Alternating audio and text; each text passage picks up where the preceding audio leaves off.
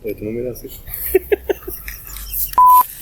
Porque tú me miras así. ¿Qué es tieso? Pepsi Lover, continuamos en otro video de estos videos que estamos haciendo, que no son podcast, no tienen nombre, quizás café derramado, hemos hablado algo de eso. Y recuerda que este espacio llega a ti gracias a Epsica. Epsica es una empresa consultora de seguridad y salud en el trabajo, prevención, emergencias y todo lo relacionado. Epsica puede apoyarte en formaciones de primeros auxilios, brigada, materiales peligrosos, montacargas, andamios, trabajo en altura, de lo que se te ocurre en cualquier parte del país, porque tenemos más de 60 consultores a nivel nacional en las principales ciudades. Epsica, haciendo un mundo más seguro y saludable. Y estamos aquí en estos espacios maravillosos de Plan B Caracas. Plan B Caracas es el jardín de una quinta espectacular en la parte alta de los Palos Grandes. En Plan B Caracas puedes hacer una reunión entre panas, una parrilla, un picnic, pedir matrimonio, pedir divorcio, celebrar cualquier tipo de ocasión o evento. Plan B Caracas, un espacio para emprender, aprender y crecer. Y también gracias a Calzados Sicura. Calzados Sicura, fabricación nacional pero con calidad de exportación. Calzados Sicura tiene ISO 9001 y desde el primer momento que te lo pones eso parece un guante, súper cómodo, súper práctico. De hecho, mira, bueno, por ahí tenemos un modelo que es un calzado personalizado, deportivo, ideal para personas que no están tan metidas en el proceso y que requieren confort, comodidad. Por ejemplo, un asistente, una secretaria, alguien que va eventualmente al almacén, pero que no está metido siempre allí. @calzadosicura, confort, seguridad y protección en un mismo calzado. Y por supuesto, también tenemos RV Legal Asociados. RV Legal, tu solución integral en materia legal. Eres empresa, eres particular, necesitas un traspaso, un documento, un contrato, una asesoría legal. RV Legal Asociados es precisamente ese apoyo de un equipo de expertos. No son unos gestores, son unos abogados especialistas. ¿Y qué me falta por ahí? La Movida SST, mi amigo David Linares, quien siempre apoya estas iniciativas y quien ha creado una serie de grupos de WhatsApp, Telegram, diferentes canales, donde siempre trae información novedosa para los profesionales de la seguridad y salud en el trabajo. La Movida SST, recuerda seguirlos a través de las diferentes redes sociales. Y como te dije, este es un espacio donde estamos hablando de accesibilidad universal, en discapacidad, inclusión, justicia, trabajo, seguridad, salud. El tema de hoy es precisamente normativas y buenas prácticas. Como siempre me acompaña la profesora Ana Cecilia Flores, quien es profesora de la Universidad Central de Venezuela, además especialista en esta materia de accesibilidad universal y arquitecta. Vamos a conversar con ella este tema el día de hoy.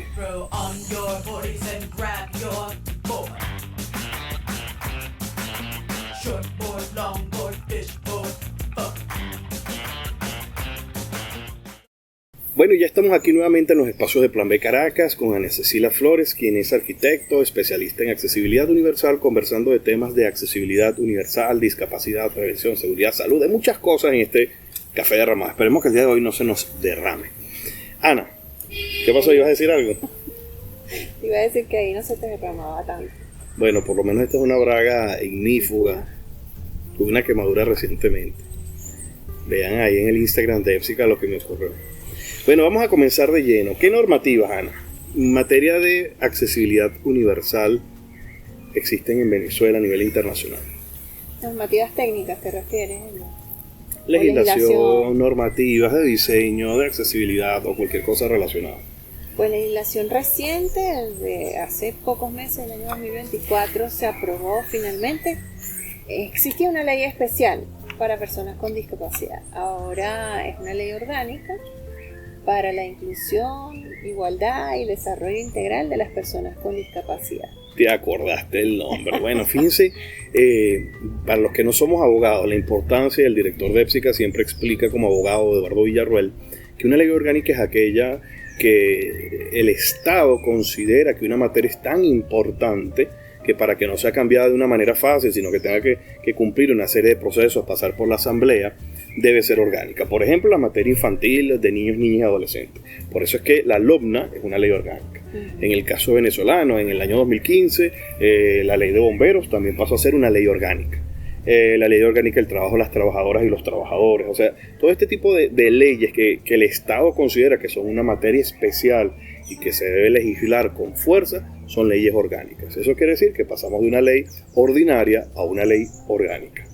¿Qué nos puedes comentar y que pueden surgir otras leyes a partir de esa ley orgánica? Sí, pueden haber leyes ordinarias, pueden haber reglamentos técnicos, ojalá. De hecho, es bastante común en Venezuela que sacamos una ley orgánica y después nos quedamos esperando el reglamento. Sí. Ojalá haya un reglamento técnico que pueda complementar.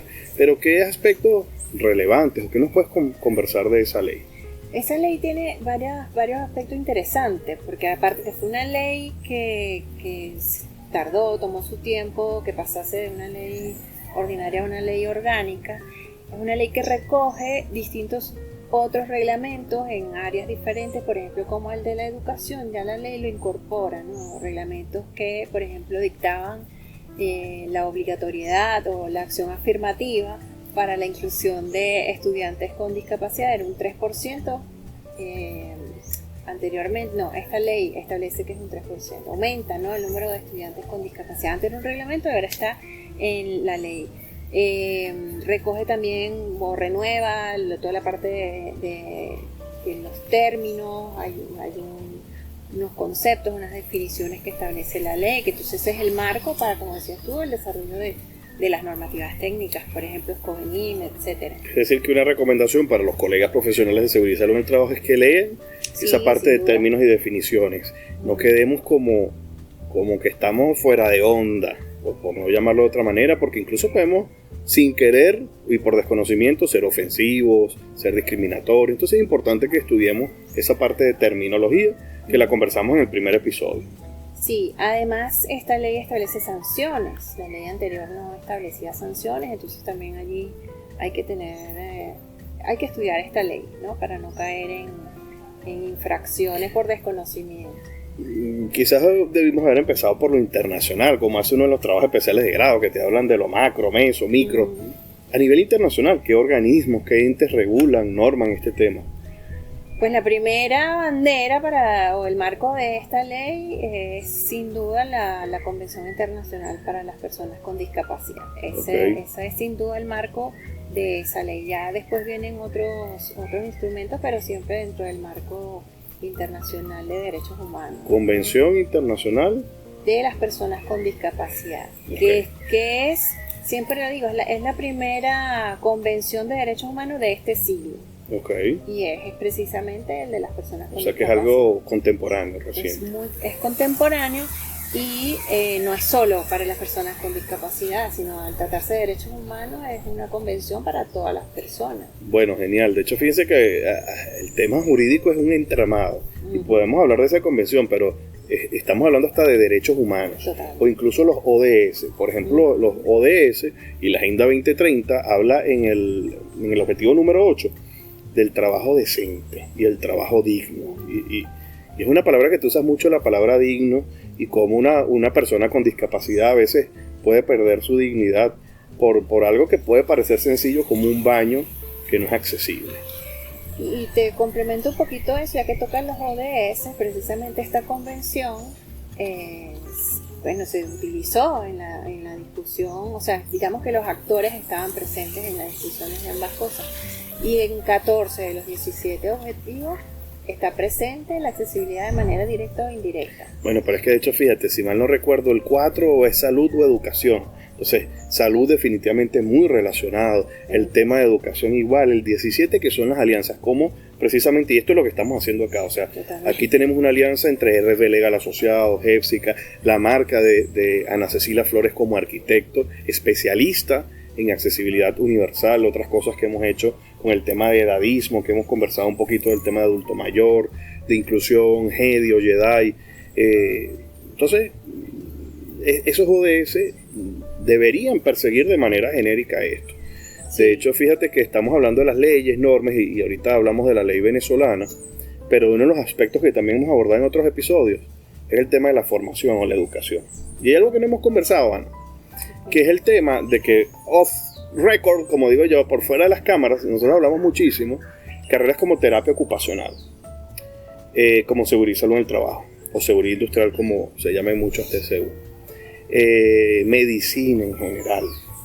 Son carreras que poco ven el tema de discapacidad y cómo abordarla desde el punto de vista psicológico, fisiológico, incluso como te decía, el terapeuta ocupacional o un fisioterapeuta. Tenemos poca formación en Venezuela.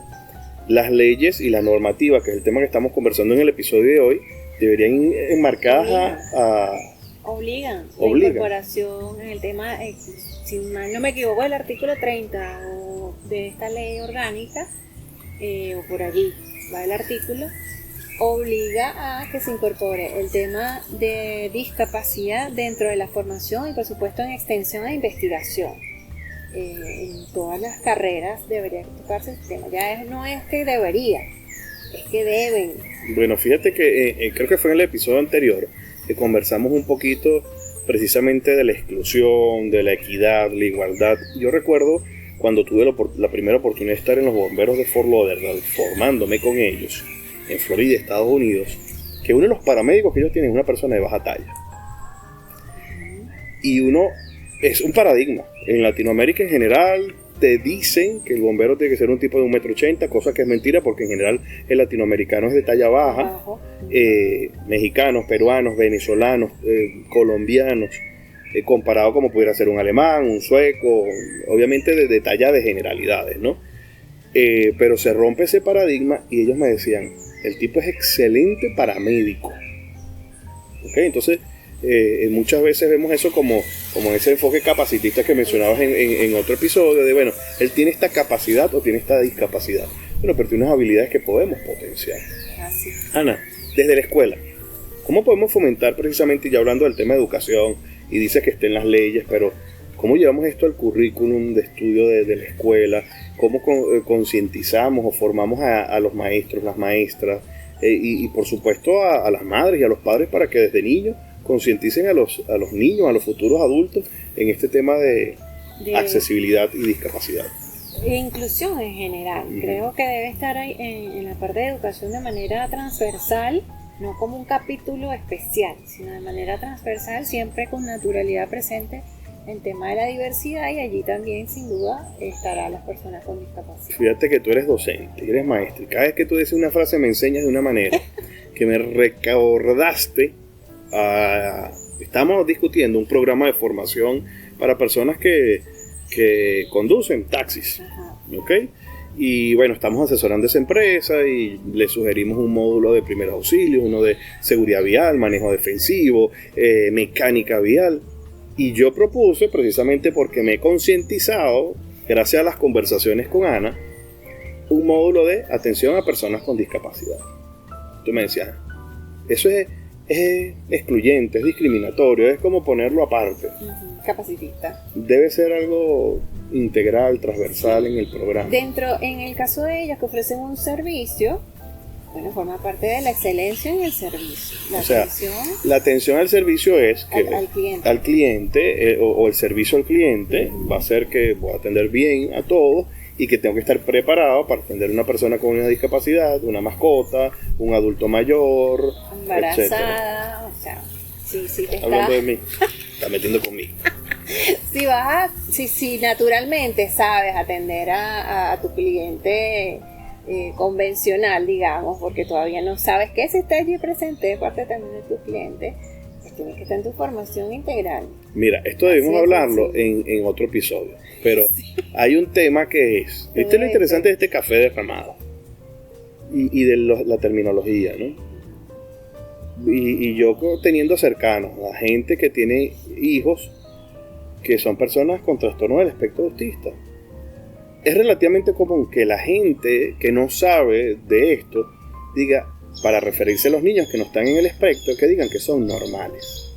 Que no están dentro del espectro. Correcto, que son neurotípicos. ¿Es bien, está mal hablar de niño normal? Normal está... ¿Y niño anormal o...? Está normalizado, pero no está bien. Lo más común, sí, lo más... Pero sí se habla, y es un tema de autorreconocimiento también, ¿no? Sí se habla de los neurotípicos y los neurodivergentes. Sí hay esa distinción, pero es un poco también por ese autorreconocimiento como persona neurodivergente. Lo que no está bien, sin lugar, o sea, sin dudarlo, y se lo comentamos para que lo tengan presente, es hablar de persona normal o no normal o anormal o persona especial. Ese también no.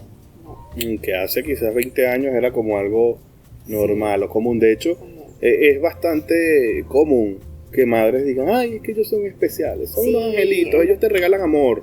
Todos los niños regalan amor. Algunos más que especiales. otros, ¿no? Sí.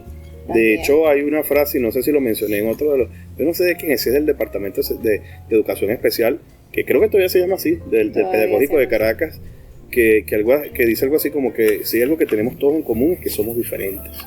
Y precisamente de eso hablamos en uno de los episodios. Bueno, pero nos fuimos un poquito de la normativa. No importa, precisamente ya vamos a retomar. Eso pero está bien, porque... Es que es la tertulia entre panas y amigos. Es interesante porque justamente eso que tú decías de que el bombero tenía que tener unas características, eso es la estandarización y la normalización, ¿no? Que eso viene de la época moderna y eso después de la Segunda Guerra Mundial. Pero además eso es algo medio militar. Sí, por eso, ¿ves? Justo te estoy de la Segunda Guerra Mundial. El soldado tiene que medir 1,80 m y tener unas condiciones. Sí. Y puede ser, y del avance de la ciencia, que entonces eso era algo que se podía cuantificar, pero los seres humanos no necesitamos tanta especificidad en esa temática. Hoy en día estamos como abriéndonos, ¿no? Más en la diversidad no pueden estar normalizados y estandarizadas las cosas. Sobre todo que además como fenómeno social, de hecho, sobre todo igual, ¿no? hace como 8 años, el tema, todos los 28 de abril, la Organización Internacional del Trabajo designa un tema central para el Día Mundial de la Seguridad y Salud en el Trabajo. Y quizás hace como unos 5 o 6 años el tema era las nuevas generaciones. Y yo hice una investigación sobre los millennials. Hoy en día hablamos de los centennials, incluso de los pandemials, que son los más chamos, ¿no? que nacieron y se criaron en pandemia. Y me tocó romper muchos mitos y muchos paradigmas. De hecho, yo recuerdo una profesora que decía, es que yo uso Facebook, yo uso LinkedIn, uso redes sociales. Yo le decía, bueno, precisamente profesora, esas son 2 redes sociales que usan las personas de mayores edades. En ese momento los millennials más jóvenes estaban usando TikTok, que además ya era algo para los centennials. Y lo otro es cómo tú te comportas. Entonces, una de las cosas que yo le decía mucho a la gente es que, bueno, como todo fenómeno social, hay una campana de Gauss. Y hay un centro, donde mucha gente está en ese centro, pero hay los extremos. Correcto. Entonces lo mismo ocurre con los percentiles del perfil antropométrico de una persona, etc. Pero bueno, vamos a regresar al tema de legislación y normativa. Hablamos de la Convención Internacional de las Personas con Discapacidad, de año 2006. En Venezuela tenemos la ley orgánica para la inclusión, igualdad, inclusión y desarrollo integral de las personas con discapacidad. Lo logré. Maravilloso nombre. Vamos un poquito más abajo. Normas, reglamentos técnicos, normativa técnica. La que manejo yo, normas Covenir, la 2733 del año 2004. Importante este número, 2004, porque desde mi punto de vista es una norma que nació un poquito desactualizada, pero es la norma que tenemos. Tiene sus vacíos. Voy a hacer un inciso aquí en tema de normalización y con conocimiento de causa y con voz para criticar, porque he sido partícipe de Fondo Norma, de Covenir, etcétera, desde hace como 15 años. Es una realidad que en Venezuela nos montamos tarde en las olas de las normas y solemos llegar tarde. Entonces tú dices 2004 y yo digo, bueno, para mí es un logro que diga 2000 y no 1900, porque hay una parranda de normas en temas de seguridad que son del 99, del 97, del 78 tenemos nosotros normas de seguridad industrial. Y 2004, bueno, me parece un avance. Afortunadamente, en el último par de años, tanto Fondo Norma como Sencamer se han puesto los patines. Sí, y han comenzado, es más. Esto fíjate que ni siquiera estaba en el guión y lo interesante de conversar. Hace cuestión de un par de meses, Sencamer hizo un nuevo comité técnico. El 58. Comité técnico para personas con discapacidad, creo que se llama, que es el nombre. Si no es exactamente así, me disculpan, si no está exactamente. Pero esto habla de la importancia de que, bueno, mira, estamos queriendo normalizar, el país está... Y otra de las cosas, y el llamado que te hago a ti, prevencionista que estás ahí, es que te sumes a este proceso de normalización. Mira, Ana, quizás es como...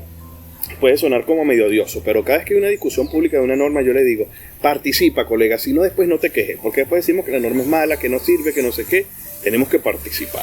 Y ahorita se dan las plataformas para participar. De manera virtual, Sí. o sea, entre comillas no hay excusa, ¿no? Exacto. Bueno, entonces sigamos hablando de esa norma. Cuéntanos un poquito de esa norma. Esa norma tiene sus bondades, como dices tú, la anterior a esa del año 90. Entonces, Imagínate. pasaron una década, bueno, no se renuevan con tanta velocidad como tú también. Bueno, mencionas. idealmente debería ser cada 5 años, por lo menos, Pero no ocurre. Pero esta norma 2004 no es que está completamente mal, sino que hay algunos vacíos importantes. Que esos vacíos se pueden llenar con normas internacionales si uno busca la referencia, pero como tú mismo me enseñaste a mí, las normas son voluntarias. Y esta norma en todo caso es obligatoria porque la ley orgánica establece que se debe cumplir la norma juvenil, pero no la norma internacional, que es la que, digamos, llena algunos vacíos que tiene esta norma. Ojo con esto, porque Esa es una de las tantas normas. yo siempre suelo decir, mira, esta norma es voluntaria, y a veces los colegas, bueno, pero se puede cumplir. Claro, es una buena práctica, es una buena Claro. norma, es lo que queremos. Y De por hecho, ética. no hemos hablado de la ISO. Ahorita vamos a hablar de la ISO. Si quieres buscar la chuleta ahí, que tampoco recordamos el nombre. Pero las normas ISO no son para nada obligatorias en Venezuela, pero son una excelente referencia. Sí. Y en la mayoría de los casos, además, aprobadas por más de 70 países, consenso universal, las mejores prácticas. De hecho, fíjate que en los quizás 20 viajes que he hecho a los Estados Unidos, desde 2005 a 2015, hasta 2020, perdón, me tocó ir por lo menos una vez al año. Una de las cosas que uno ve mucho en la diferencia, y tú eres partícipe desde los tiempos que nos conocemos, que uno se sube en un metro, en un autobús, uno va a un baño, a un hotel, y se ve un mapa en relieve, se ve una señal de un baño con sistema braille, que no hablamos del sistema braille ni hemos hablado de Apticode tampoco, nada de esas cosas. Y en algún momento yo analizaba, quizás esto viene, y también porque ya hay tantas personas con discapacidad, bueno, de sus temas de sus guerras, ¿no? Que han tenido, pero uno ve en la calle precisamente que tranquilamente una persona que vive con discapacidad puede salir a la calle en su silla de ruedas, subirse en su vehículo, ir a publicidad gratis a un Walmart, a un automercado, a una farmacia, a cualquier cosa, incluso precisamente como tú decías en el tema de accesibilidad, no es solo acceder, no formar parte de eso. Claro, ellos tienen también una larga trayectoria. Tú dices algo importante, que es que ellos tienen un grupo de personas que activamente participaron en la guerra y bueno, también se sumaron a las personas con discapacidad y hicieron una fuerza mayor. Pero vienen desde los años 70 con esta lucha que alcanza su punto máximo en los 90 y bueno, recientemente ya esto se decantó en todo caso a Sudamérica, a Venezuela. Bueno, cuéntanos de la ISO para ya cerrar el parte de las normas, legislación y abordar el par de preguntas que nos queda. Por supuesto, primero tenemos que hablar de nuestros anunciantes, pero tenemos una ISO. Pero antes la ISO que decía que puede llenar los vacíos que tiene la norma 2733 del año 2004, que es de accesibilidad a las edificaciones y al entorno urbano y rural. Es una norma interesante porque además tiene una revisión frecuente. La última ISO es la 21542 del año 2021, o sea, muy muy reciente. Y repítenos el número de la ISO. ISO 21542. 21542. ¿Cómo se llama esa ISO? Es para Building Construction, Accessibility, edificaciones construidas, pues de construcciones, accesibilidad y usabilidad en el entorno construido. Imagínate. Es una norma bastante detallada, a mí también me gusta mucho esta norma, que ella en sí misma es bastante accesible por la parte gráfica que ilustra. Interesante, Sí. Que es una de las cosas por las cuales Jorman Mari Peraza, colega, ha hecho mucho énfasis en que nuestras normas COVENIN suelen tener mucho texto y pocas gráficas que precisamente aclaran y ayudan. Sí. Pero bueno, nos quedan varios aspectos que abordar. De hecho, me gustaría que hablemos específicamente de la rampa. Cuáles son la inclinación, cada cuánto o cuál es la distancia máxima, o sea, algunos aspectos un poquito ya más técnicos, y además tú como especialista en el área, pero es importante que recordemos que este espacio llega a ustedes gracias a EPSICA, Seguridad y Salud en el Trabajo, Plan B Caracas, espacios para celebrar tus eventos, RB Legal, tu asesoría legal, calzado Sicura, confort, seguridad y protección en un solo calzado, y por supuesto la movida SST.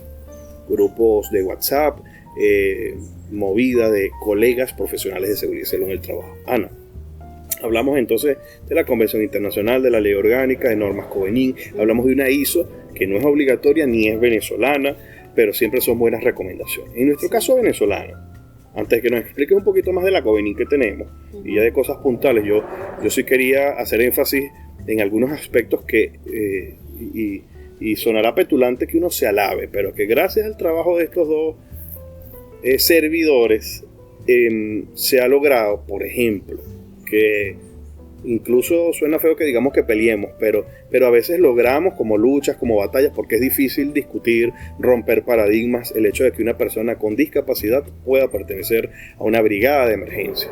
Esto precisamente es lo que yo creo que es equidad, que es inclusión y que es obviamente basado en las habilidades y las aptitudes que esa persona pueda tener.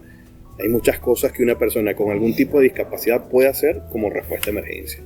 Otra de las cosas, y que también siempre lo llevo como punta de lanza, que quizás no son normas específicas de discapacidad, pero la COVENIN 810, que es la de medios y vías de escape, que algunas de las cosas que se incluyó es el hecho de que en los pasamanos de las escaleras a nivel de, o cuando se llega al nivel de escape de la edificación, se debe incluir un sistema braille, que son estos puntitos en relieve que lo vemos comúnmente en los ascensores, como que el sitio más típico donde lo vemos, cada vez más se está viendo en cajas de medicamentos, etcétera, pero que esto a las personas con discapacidad visual, a las personas ciegas, les puede orientar. Mira, usted van agarrándose por el pasamano y al llegar ahí determinó que ese es el nivel de escape. Hay un par de cosas más que logramos incluir, no las recuerdo ahorita, pero bueno, revisen la COVENIN 810. Son detalles importantes, pueden pasar desapercibidos para quien no estuvo en esa discusión y esa batalla, pero sí fueron aportes puntuales en terminología, en dimensiones, en varias cosas que aportan a la accesibilidad. Ya me acuerdo, precisamente en ese tema de la 810, una de las cosas que discutimos mucho era el tema de las rampas, las escaleras, y ya con enfoque, no el tradicional enfoque de bombero. Yo, bueno, a mis 25 años de bombero, uno siempre tiene como que tatuado de memoria el alto de la huella, la contrahuella, el antirresbalante, 90 centímetros del pasamano. Ajá, pero entonces resulta que tú hace rato hablaste, ya no recuerdo si fue en este episodio o en otro, de pasamanos a dos alturas diferentes. Sí. Entonces ya hay un paradigma que tenemos que incluir ahí.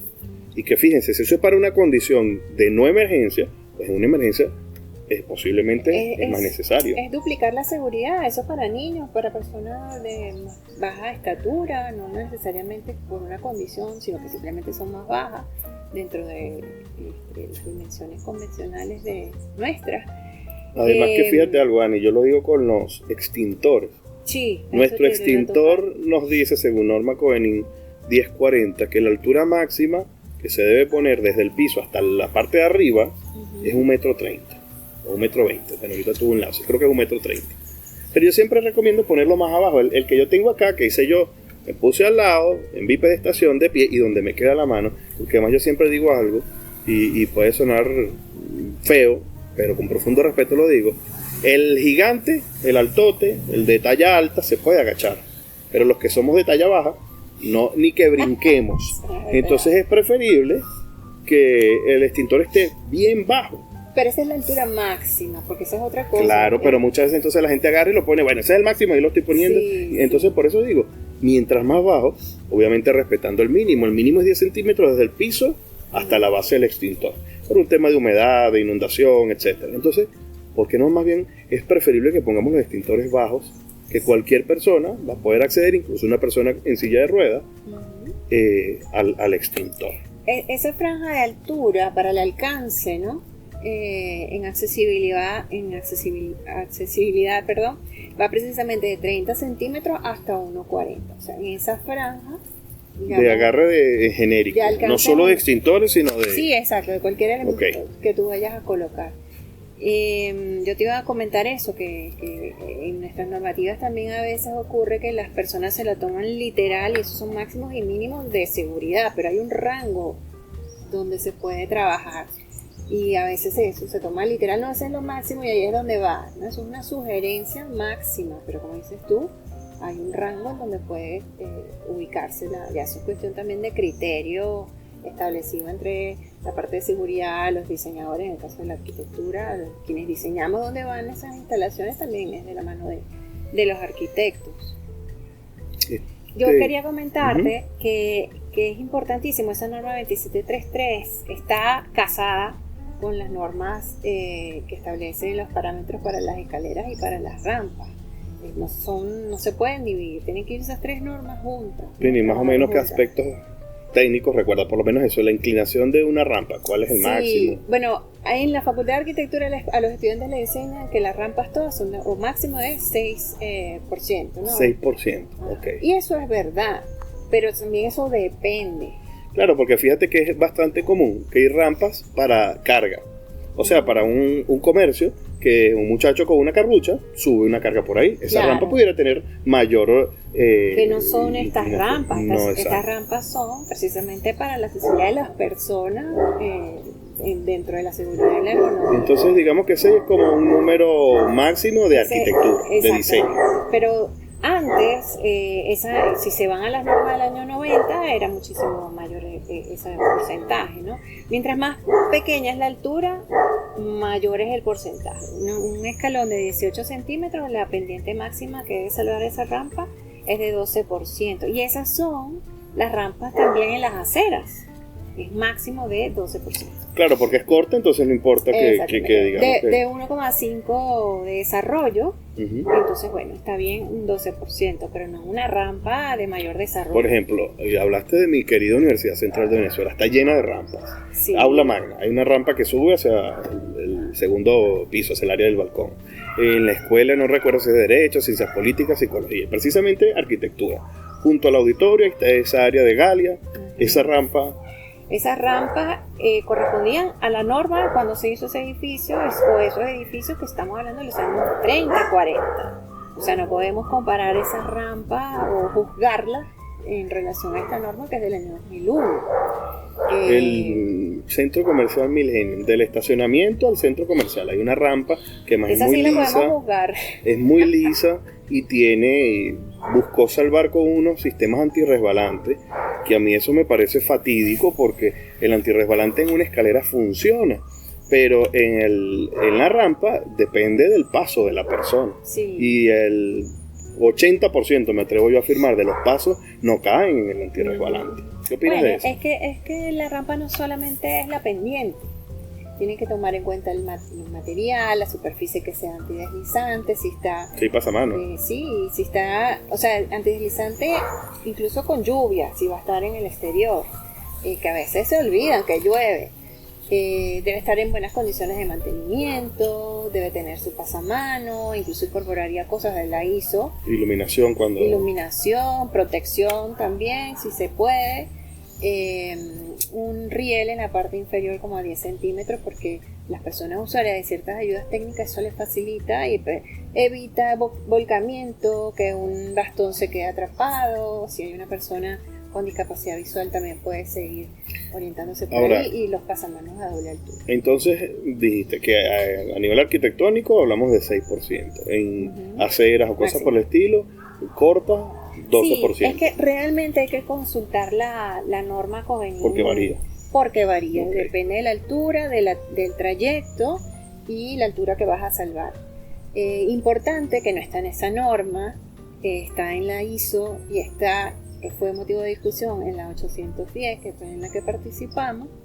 El desarrollo de esa rampa debe ser máximo 9 metros. Ok, el desarrollo, llamas tú la longitud. La longitud de esa rampa de recorrido. En recorrido. Ok, no de proyección vertical, sino de recorrido. De recorrido. ¿Máximo cuánto? 9 metros. 9 metros, eso es fundamental, porque fíjense que, por ejemplo, en el caso de los escalones, uno siempre habla de 15 escalones máximo para que haya un descanso. ¿Por qué? Precisamente el descanso, es decir, las personas que no son usuarias de silla de ruedas y se suben a una escalera saben que uno llega al descanso a descansar, a agarrar aire, etcétera. Bueno, imagínense que usted va en una silla de ruedas y es mucho más complejo porque si la suelta se le puede ir para atrás. Que no nos ocurre a las personas que no somos usuarios. Uno se para un escalón y uno se queda ahí en ese escalón, no te vas a ir para atrás, en la silla más. Entonces fíjense la importancia de que la rampa tenga un descanso. Sí. Okay. Eso no está en nuestra norma de rampas, por ejemplo. Ahí es donde empiezan los vacíos. Pero digamos que un buen arquitecto debería pensar en que, bueno, las buenas prácticas universales nos llaman a que máximo 9 metros de recorrido. Exacto. Bueno, interesantísimo, Ana, lo que hemos venido conversando hasta ahora. ¿Ibas a decir algo que De las escaleras también. Okay, que es la otra norma que está casada con la 27333, que está. Hay personas que creen que la accesibilidad es solamente la rampa, no, las escaleras también tienen que ser seguras y accesibles. Ahí sí yo soy bastante mente cerrada, que las escaleras deben tener su contrahuella. Ok, ¿qué es la contrahuella? Ajá. Es, bueno, si hacemos la forma de... Tenemos aquí un escalón. Aquí, este escalón. Okay. Aquí se ve mejor, creo, para la cámara. Esto sería la huella, donde colocas justamente el pie. Y esta sería la contrahuella. Okay. La cara. Eso debe tener una tapa ahí. Esto debe tener una tapa. Una tabica, creo que se también la llama. Una tabica, correcto. ¿Y para qué? Para las personas con discapacidad visual o con baja visión, incluso por seguridad, que no se quede nada atascado entre huella y huella. Es importantísimo. Okay. Entonces, y reconocerse, porque esta es la huella, esta es la contrahuella. Se recomienda que haya contraste de color entre estos elementos para diferenciar cuando viene el siguiente escalón, ¿no? Y también en la parte del borde, que hay un antideslizante, eso ya lo existía en la norma, pero facilita el detectar cuántos escalones, o sea, la presencia de los escalones. Yo siempre digo que cuando yo estaba embarazada, yo subía las escaleras en la facultad, pero no las bajaba, porque con la barriga no podía ver los escalones, y esos escalones no se detectan. A los gorditos nos pasa que no nos vemos los pies, por no decir otra cosa. Bueno, nos irán a... Y otras cosas más, ¿no? O sea, hay varios detalles que se incorporan. O sea, que no es simplemente que tenga el pasamano. De hecho, fíjate, Ana, por ejemplo, hay un tema arquitectónico de diseño de luz, que en estos días estuvimos en un sitio que hay ni siquiera un escalón de una escalera, sino que hay una puerta de vidrio para salir al área del balcón del restaurante, y en el piso entonces hay un escalón. Tiene una luz de LED maravillosa, que ahora eso está de moda, etcétera, pero es de frente, es lo que se llama iluminación directa. Y al verla tú con los ojos, eso encandila en vez de ayudar. Porque yo le decía a Ana, se me choca esta luz, y yo le digo, no, buenísimo porque se ve, pero lo ideal es que eso tenga un ángulo, algo que lo tape y genere una luz indirecta. Que sí, es una buena práctica que tenga la luz allí, porque detectas ese escalón que es bastante bajito, y que no se ve. Porque se camuflajea entre la oscuridad del local cuando es de noche y el diseño, exacto, los colores, los materiales, etcétera. Pero son detalles que ayudan. Mira, hay un tema que no hablamos en ninguno de los episodios, a pesar de que nos falta uno, pero no hablaremos. Y son esos famosos botoncitos, lo voy a llamar de manera, pero yo me sé el nombre. Tú te sabes el nombre. Esos botoncitos que vemos a veces, y yo creo que en Chacao los hay, y que en Caracas, en algunas zonas los hay. Bueno, Sabana Grande, además que la gente del estancia hizo una intervención arquitectónica hace unos años, a pesar de que esos triangulitos, y yo que no soy arquitecto lo voy a criticar, y me parece que es cero accesible y muy peligroso, porque ya ha habido muchas personas que al ser del mismo concreto del pavimento, no solo eso, sino que generan un elemento que precisamente no hay contraste, y mucha gente se ha caído, se ha golpeado. Otra de las cosas es que sobre todo chamos buscan montarse y tienen una pendiente lo suficientemente adecuada como para que se resbalen. Entonces el diseño me parece bonito, chévere, a pesar de que eso es algo evidentemente subjetivo, pero que ha traído más bien muchos problemas. Esos botoncitos que a veces uno ve en algunos sitios para que las personas ciegas o con baja visibilidad con un bastón se puedan orientar. Háblanos de los podotáctiles. Eso. Aprendí. El piso podotáctil, de hecho, está en nuestra normativa, se menciona un cambio de textura, no hablan de podotáctil. Okay. Acá hablan de un cambio de textura. En la norma ISO sí se establecen con mayor desarrollo sus características. Pero básicamente son dos elementos, dos sistemas. El de botones, como tú lo decías, es el sistema de advertencia, y los que son largos son de encaminamiento o de orientación. Genial. Que recuerdo, y yo grabé un video, lo pueden buscar ahí en Instagram. Por supuesto que esas cosas se las paso a Ana, en el metro de Río Janeiro. Y una de las cosas que me llamaba la atención es eso, que hay un sitio que es un mapa de información que está elevado, como en un atril, algo pero fijo ahí, como de concreto. Y justo alrededor, muchos botoncitos redondos. es como alertando. Epa, aquí hay una información. Exacto. Okay. El botón es de advertencia, ya sea de peligro o que hay algo importante a lo que debes prestarle atención. Y la ranura larga es de orientación. Por lo general, el de encaminamiento te orienta hacia algún botón. Hay países que combinan estos dos sistemas y hacen su propio, digamos, lenguaje, ¿no? Sobre todo en el cambio de dirección, a veces colocan botón para indicar que hay un cambio de dirección, o combinan la dirección del otro elemento que te digo para marcar un cambio de dirección. Pero no se debe exagerar en el uso de este sistema, ¿ok? Porque hay que saberlo colocar. Eso es fundamental, generalmente por desconocimiento. Vamos a agarrar y entonces hay botones en todo el bulevar. Exacto. Porque a alguien se le ocurrió que había que poner... O encaminamiento en el medio de la acera y las personas, imagino, o sea, también un poquito de sentido Lo vimos común. creo que en un parque. Sí, está la acera en el centro y en otros países, en Colombia también se usó como en exceso de esa manera, que aparte es un gasto. Ahora, pero no puede haber como un riel.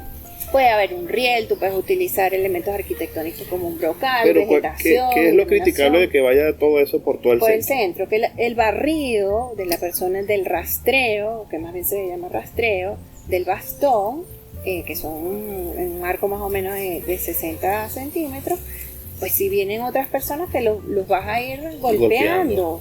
Entonces eso no es una mala práctica, colocar el podotáctil en el centro de la Y ayudas auditivas, como por ejemplo algunos semáforos que tienen un pitido.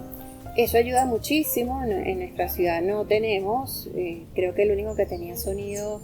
En Lechería lo hubo en algún momento. Sí, no estoy seguro si aquí en Caracas no recuerdo. Supongo que de mantenimiento, porque hubo varios, no voy a decir mucho, varios semáforos que tenían ese sistema. Es súper útil para las personas con baja visión o personas ciegas. Ellos mismos lo echan de menos, este sistema. Ana, vamos a tener que hacer otro episodio de lo que teníamos previsto, porque se me está ocurriendo uno que es precisamente de trato a las personas con discapacidad, porque una de las cosas, y yo desde mi desconocimiento, eventualmente me ha tocado, y bueno, como bombero, de hecho yo hice un curso de lengua de señas venezolanas y cosas por el estilo, pero imagínate que tú te estás acercando a alguien que es ciego. Si de una lo vas a tocar, puede sentirse invadido, puede ser, entonces es recomendable primero hablarle, decirle, mire señor, lo voy a ayudar a cruzar la calle. Necesita ayuda, primero eso también es fundamental. Pero no demás truco, porque creo que vamos a tener que hacer otro episodio. Eran 4, este es el tercero, el 4 ya lo tenemos previsto. Bueno, vamos a estar publicando estos videos con una frecuencia semanal, así que recuerden activar la campanita, seguirnos.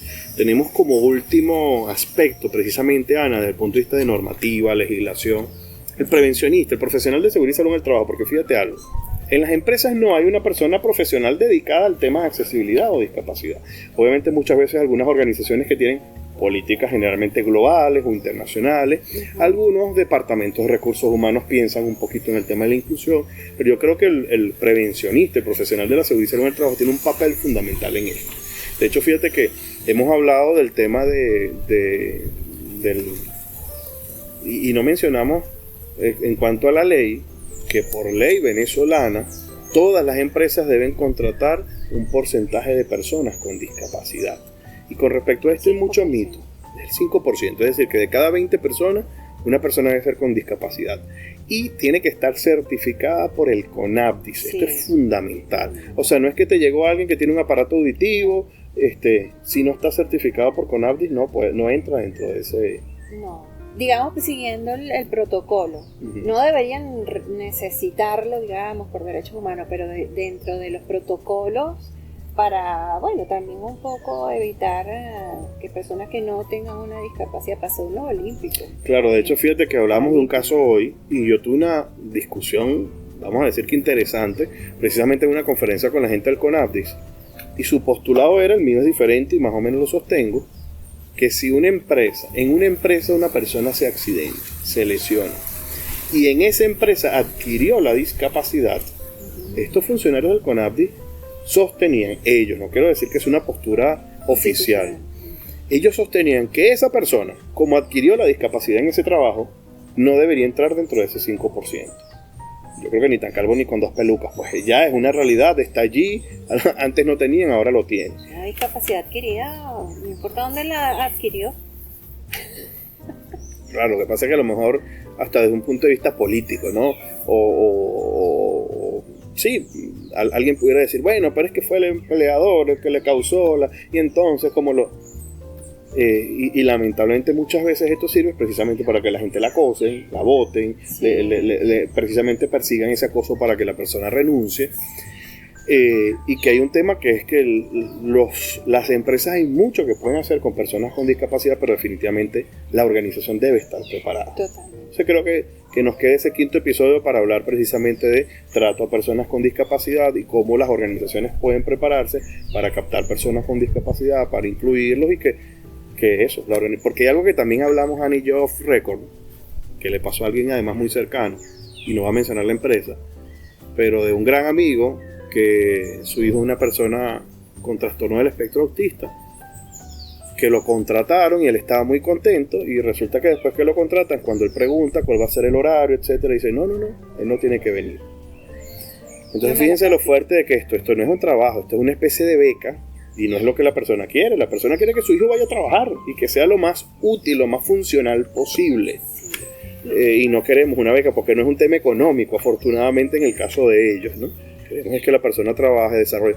De hecho, fíjense, la experiencia de contraste, como ese joven lo contrataron en otra empresa y me dijo esta persona la evolución que tuvo en una semana de responsabilidad, del habla, de incluso la motivación. Él me decía, mira, él no me cuenta sus cosas. Cuando va para el colegio yo me tengo que ponerle a preguntar.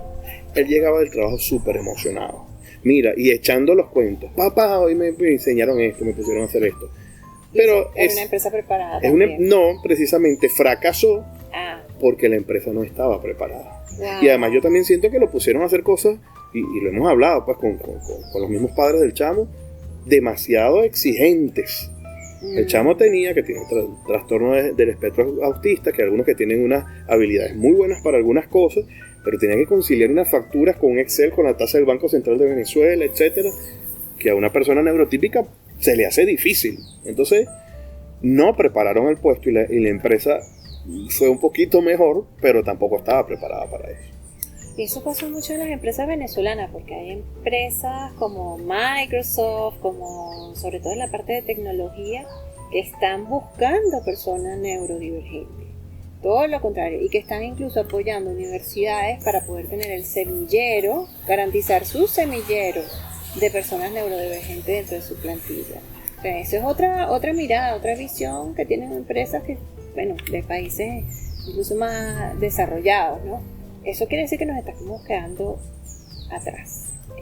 Tenemos que ponernos los patines, Ana. Sí. ¿Dónde te consiguen? ¿Cómo te buscan? ¿Cómo te contactan? Me pueden contactar a través de mi Instagram, @AnaFloresArquitecta. Igual es el Gmail, anafloresarquitecto@gmail.com. ¿LinkedIn no tiene? IG es Ana Cecilia Flores. Okay. Y Google, buscan en Google Ana Cecilia Flores y la van a conseguir. Lo primero que sale es yo. Bueno, este espacio pues llega a ustedes gracias a Epsica. Epsica es una firma de seguridad y salud en el trabajo. Epsica puede apoyar a tu organización en sistemas de gestión, seguridad, salud, inclusión, igualdad, todas estas cosas en alianza con Ana. Te podemos apoyar y por supuesto cursos de precisamente accesibilidad, trato al cliente en general y todo lo relacionado con la prevención. Epsica haciendo un mundo más seguro y saludable. También RV Legal Asociados. Necesitas un trámite, una postilla, una partida de nacimiento, un contrato. RV Legal Asociados te puede apoyar. Síguelos a través de Instagram. Por supuesto, mis amigos y aliados que me visten de los tobillos para abajo, Calzados y Cura. Aquí tenemos la gente de Calzados y Cura. Tienen botas, zapatos, lo que tú necesites en calzado, incluso puede ser personalizado. Le pueden poner la puntera de seguridad, bien sea de acero, de composite, para que sea más ligera. Le pueden poner una plantilla antiperforación tipo Kevlar. Sicura es fabricación nacional con calidad de exportación. Y tenemos también a los amigos de la Movida SST. La Movida SST con David Linares, una serie de grupos de WhatsApp, de Telegram y muchísima información para profesionalizar a los prevencionistas y colegas del país y de Latinoamérica. Y por supuesto estos espacios maravillosos donde estamos. ¿Cómo se llama, Ana? Plan B Caracas. Plan B Caracas, donde puedes celebrar tu cumpleaños, una reunión, un bautizo, una primera comunión, o simplemente tener un picnic @Plan B Caracas, un espacio para emprender, aprender y crecer. Te dejo como mensaje final que si te gustó esta conversación, compártela. Recuerda que en algún momento de la vida podríamos necesitar accesibilidad. Hagamos del entorno un espacio más humano. Yo soy Elio Pimentel. Feliz día. Creo que este duró como media hora. 45 minutos. Estuvo larguísimo. Así me dicen anoche. Pero vamos a tener que hacer el 5.º episodio.